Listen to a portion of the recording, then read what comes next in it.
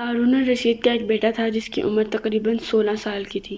وہ بہت کثرت سے زاہدوں اور بزرگوں کی مجلس میں رہتا تھا اور اکثر قبرستان چلا جاتا، وہاں جا کر کہتا کہ تم لوگ ہم سے پہلے دنیا میں موجود تھے، دنیا کے مالک تھے، لیکن اس دنیا نے تمہیں اجازت نہ دی حتیٰ کہ تم قبروں میں پہنچ گئے۔ کاش مجھے کسی طرح خبر ہوتی کہ تم پر کیا گزر رہی ہے اور تم سے کیا کیا سوال و جواب ہوئے ہیں۔ اور اکثر یہ شعر پڑھتا، مجھے جنازے ہر دن ڈراتے ہیں اور مرنے والوں پر رونے والیوں کی آوازیں مجھے غمگین رکھتی ہیں۔ ایک دن وہ اپنے باپ بادشاہ کی مجلس میں آیا، اس کے پاس وزراء، امراء سب جمع تھے اور لڑکے کے بدن پر ایک معمولی کپڑا اور سر پر ایک لنگی بندھی ہوئی تھی۔ اراکین سلطنت آپس میں کہنے لگے کہ اس پاگل لڑکے کی حرکتوں نے امیر المومنین کو دوسرے بادشاہوں کی نگاہ میں ذلیل کر دیا ہے۔ اگر امیر المومنین اس کو تنبیہ کر دے تو شاید یہ اپنی اس حالت سے باز آ جائے۔ امیر المومنین نے یہ بات سن کر اس سے کہا کہ بیٹا، تم نے مجھے لوگوں کی نگاہ میں ذلیل کر رکھا ہے۔ یہ بات سن کر باپ کو تو کوئی جواب نہیں دیا، لیکن ایک پرندہ وہاں بیٹھا تھا، اس کو کہا کہ اس ذات کے واسطے جس نے تجھے پیدا کیا ہے،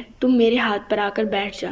وہ پرندہ وہاں سے اڑ کر اس کے ہاتھ پہ آ کر بیٹھ گیا، پھر کہا کہ اب اپنی جگہ چلا جا۔ وہ ہاتھ سے اڑ کر اپنی جگہ پر چلا گیا۔ اس کے بعد اس نے عرض کیا کہ ابا جان، اصل میں آپ دنیا سے جو محبت کر رہے ہیں اس نے مجھے رسوا کر رکھا ہے۔ اب میں نے یہ ارادہ کر لیا ہے کہ آپ سے جدائی اختیار کر لوں۔ یہ کہہ کر وہاں سے چل دیا اور ایک قرآن شریف صرف اپنے ساتھ لیا۔ چلتے ہوئے ماں نے ایک قیمتی انگوٹھی بھی اس کو دے دی کہ مصیبت کے وقت اس کو فروخت کر کے کام میں لائے۔ وہ یہاں سے چل کر بصرہ پہنچ گیا اور مزدوروں میں کام کرنے لگا۔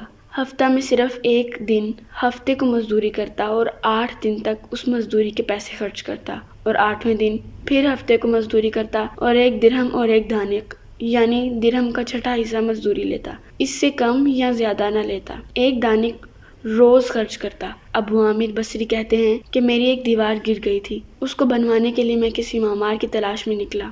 میں نے دیکھا کہ نہایت خوبصورت لڑکا بیٹھا ہے، ایک زنبیل پاس رکھی ہے اور قرآن شریف دیکھ کر پڑھ رہا ہے۔ میں نے اس سے پوچھا کہ لڑکے مزدوری کرو گے؟ کہنے لگا کیوں نہیں کریں گے، مزدوری کے لیے ہی تو پیدا ہوئے ہیں۔ آپ بتائیں کیا خدمت مجھ سے لینی ہے؟ گھر مٹی کی تعمیر کا کام کرنا ہے۔ اس نے کہا کہ 1 درہم اور 1 دانک مزدوری ہوگی اور نماز کے اوقات میں کام نہیں کروں گا، مجھے نماز کے اوقات میں نماز کے لیے جانا ہوگا۔ میں نے اس کی دونوں شرطیں منظور کر لیں اور اس کو لا کر کام پر لگا دیا۔ مغرب کے وقت جب میں نے دیکھا تو اس نے 10 آدمیوں کی بقدر کام کیا۔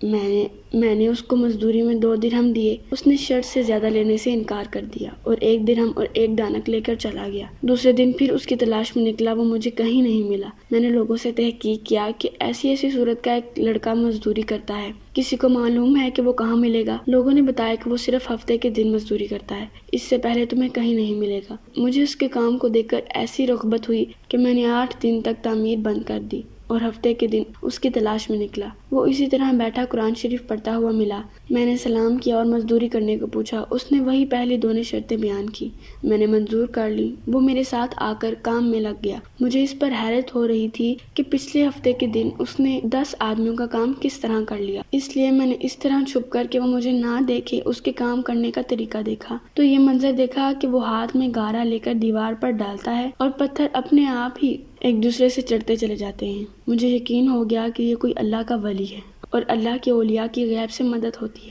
جب شام ہوئی تو میں نے اس کو 3 درہم دینا چاہے، لیکن اس نے انکار کر دیا کہ میں اتنے درہم کا کیا کروں گا، اور 1 درہم اور 1 دانک لے کر چلا گیا۔ میں نے 1 ہفتہ پھر انتظار کیا اور تیسرے ہفتے کو میں اس کی تلاش میں نکلا، مگر وہ مجھے نہ ملا۔ میں نے لوگوں سے تحقیق کیا تو ایک شخص نے بتایا کہ وہ 3 دن سے بیمار ہے، فلاں ویرانہ جنگل میں پڑا ہے۔ میں نے ایک شخص کو اجرت دے کر اس پر راضی کیا کہ وہ مجھے اس جنگل میں پہنچا دے۔ وہ مجھے ساتھ لے کر اس جنگل ویران میں پہنچا تو میں نے دیکھا کہ وہ بے ہوش پڑا ہے، آدھی اینٹ کا ٹکڑا سر کے نیچے رکھا ہوا ہے۔ میں نے اس کو سلام کیا، اس نے جواب نہ دیا۔ میں نے دوسری مرتبہ سلام کیا تو اس نے آنکھ کھولی اور مجھے پہچان لیا۔ میں نے جلدی سے اس کا سر اینٹ سے اٹھا کر اپنی گود میں رکھ دیا۔ اس نے سر ہٹا لیا اور کہا، میرے دوست، دنیا کی نعمتوں سے دھوکے میں نہ پڑ، عمر ختم ہوتی جا رہی ہے اور نعمتیں سب ختم ہو جائیں گی۔ جب تو کوئی جنازہ لے کر قبرستان میں جائے تو یہ سوچتا رہا کر کہ تیرا بھی ایک دن اسی طرح جنازہ اٹھایا جائے گا۔ اس کے بعد اس نے مجھ سے کہا کہ ابو عامر، جب میری روح نکل جائے تو مجھے نہلا کر میرے اسی کپڑے میں مجھے کفن دے دینا۔ میں نے کہا، میرے محبوب، اس میں کیا حرج ہے کہ میں تیرے کفن کے لیے نئے کپڑے لے آؤں؟ اس نے جواب دیا کہ نئے کپڑوں کے لیے زندہ لوگ زیادہ مستحق ہیں۔ یہ جواب حضرت ابوبکر صدیق رضی اللہ تعالیٰ عنہ کا جواب ہے۔ انہوں نے بھی اپنے وصال کے وقت یہی فرمائش کی تھی کہ میری انہی چادروں میں کفن دے دینا، اور جب ان سے نئے کپڑے کی اجازت چاہی گئی تو انہوں نے یہی جواب دیا تھا۔ لڑکے نے کہا، کفن تو پرانا ہو یا نیا، بوسیدہ ہو جائے گا، آدمی کے ساتھ تو صرف اس کے اعمال ہی رہتے ہیں، اور یہ میری لنگی اور لوٹا قبر کھودنے والے کو مزدوری میں دے دینا، اور یہ انگوٹھی اور قرآن شریف ہارون رشید تک پہنچا دینا، اور اس کا خیال رکھنا کہ خود انہی کے ہاتھ میں دینا، اور یہ کہہ کر دینا کہ ایک پردیسی لڑکے کی یہ میرے پاس امانت ہے، اور وہ آپ سے یہ کہہ گیا ہے کہ ایسا نہ ہو کہ اسی غفلت اور دھوکے کی حالت میں آپ کی موت آ جائے۔ یہ کہہ کر اس کی روح نکل گئی۔ اس وقت مجھے معلوم ہوا کہ یہ لڑکا شہزادہ تھا۔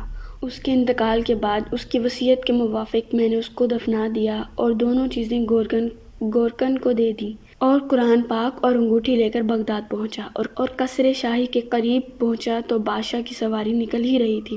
میں ایک اونچی جگہ کھڑا ہو گیا۔ اول ایک بہت بڑا لشکر نکلا جس میں تقریباً 1000 گھوڑے سوار تھے۔ اسی طرح یکے بعد دیگرے 10 لشکر نکلے۔ 10ویں جتھے میں خود امیر المومنین بھی تھے۔ میں نے زور سے آواز دے کر کہا، اے امیر المومنین، آپ کو حضور اقدس کی قرابت کا واسطہ، ذرا سا توقف کر لیجیے۔ میری آواز پر انہوں نے مجھے دیکھا تو میں نے جلدی سے آگے بڑھ کر کہا کہ میرے پاس ایک پردیسی لڑکے کی یہ امانت ہے جس نے مجھے یہ وصیت کی تھی کہ یہ دونوں چیزیں آپ تک پہنچا دوں۔ بادشاہ نے ان کو دیکھ کر پہچان لیا، تھوڑی دیر سر جھکایا، ان کی آنکھوں میں آنسو جاری ہو گئے، اور ایک دربان سے کہا کہ اس آدمی کو اپنے پاس رکھو، جب میں واپسی پر بلاؤں تو میرے پاس پہنچا دینا۔ جب ہارون الرشید باہر سے مکان پر واپسی پر پہنچے تو محل کے پردے گروا کر دربان سے فرمایا، اس شخص کو بلا کر لاؤ، اگرچہ وہ میرا غم تازہ ہی کرے گا۔ دربان میرے پاس آیا اور کہنے لگا، امیر المومنین نے بلایا ہے، اور اس کا خیال رکھنا کہ امیر پر صدمہ کا بہت اثر ہے، اگر تم 10 باتیں کرنا چاہتے ہو تو 5 پر ہی اکتفا کرنا۔ یہ کہہ کر وہ مجھے امیر کے پاس لے گیا۔ اس وقت امیر بالکل تنہا بیٹھا تھا۔ مجھ سے فرمایا کہ میرے قریب آ جاؤ۔ میں قریب جا کر بیٹھ گیا۔ کہنے لگا، تم میرے اس بیٹے کو جانتے ہو؟ میں نے کہا، جی ہاں جانتا ہوں۔ کہنے لگا، وہ کیا کام کرتا تھا؟ میں نے کہا، گارے مٹی کی مزدوری کرتے تھے۔ کہنے لگا، تم نے بھی مزدوری پر کوئی کام کروایا اس سے؟ میں نے کہا، کرایا ہے۔ کہنے لگے کہ تم کو اس کا خیال نہ آیا کہ اس کی نبی اکرم صلی اللہ علیہ وآلہ وسلم سے قرابت تھی، کہ یہ حضور صلی اللہ علیہ وآلہ وسلم کے چچا حضرت عباس رضی اللہ تعالیٰ عنہ کی اولاد میں ہیں؟ میں نے کہا، امیر المومنین، پہلے اللہ جل شانہ سے معذرت چاہتا ہوں، اس کے بعد آپ سے عذر خواہ ہوں۔ مجھے اس وقت اس کا علم ہی نہ تھا۔